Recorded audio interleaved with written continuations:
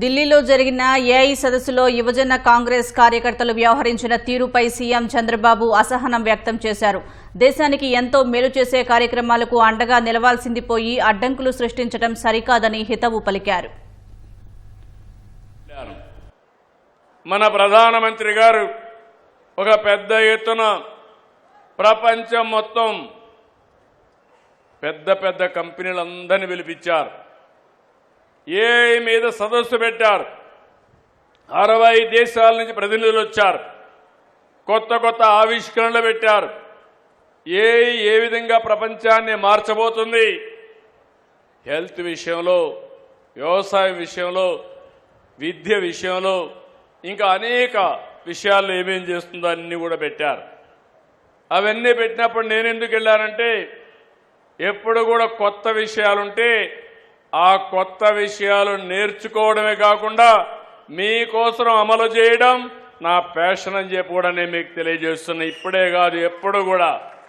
ఈరోజు చూస్తే నిన్న నాకు బాధ కూడా కలిగింది. ఢిల్లీకి పోతే అక్కడ కాంగ్రెస్ పార్టీ ఇంత మంచి కార్యక్రమం, ప్రపంచంలో అన్ని దేశాలు వచ్చాయి. అన్ని దేశాలు వచ్చి వాళ్ళు చేసిన ఆవిష్కరణల్ని మనకు చూపించడం, మనం చేసే మంచి పనులు వాళ్ళు నేర్చుకోవడం, మనం చేసిన పనులన్నీ అభినందించే పరిస్థితికి వచ్చారు. ఐటీలో మనం ముందున్నాం, ఏఐలో ముందుంటున్నాం. ప్రపంచానికి నాలెడ్జ్ ఎకానమీలో నాయకత్వం ఇచ్చే ఏకైక దేశం భారతదేశం అని చెప్పి మరొకసారి విజ్ఞప్తి చేస్తున్నాను.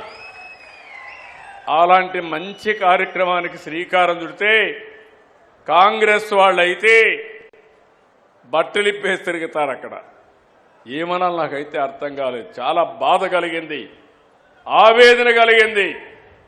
ప్రపంచంలో 60-70 దేశాలు టెక్నాలజీలో ముందుకు పోతా ఉంటే అలాంటి దాన్ని స్వాగతించాల్సిన వ్యక్తులు, మన యువత ప్రయోజనాలు కాపాడవలసినటువంటి పార్టీలు బాధ్యత లేకుండా అర్ధనగ్నంగా వచ్చి ప్రదర్శన చేశారంటే దీన్ని చాలా తీవ్రంగా ఖండిస్తున్నా, గర్హిస్తున్నా.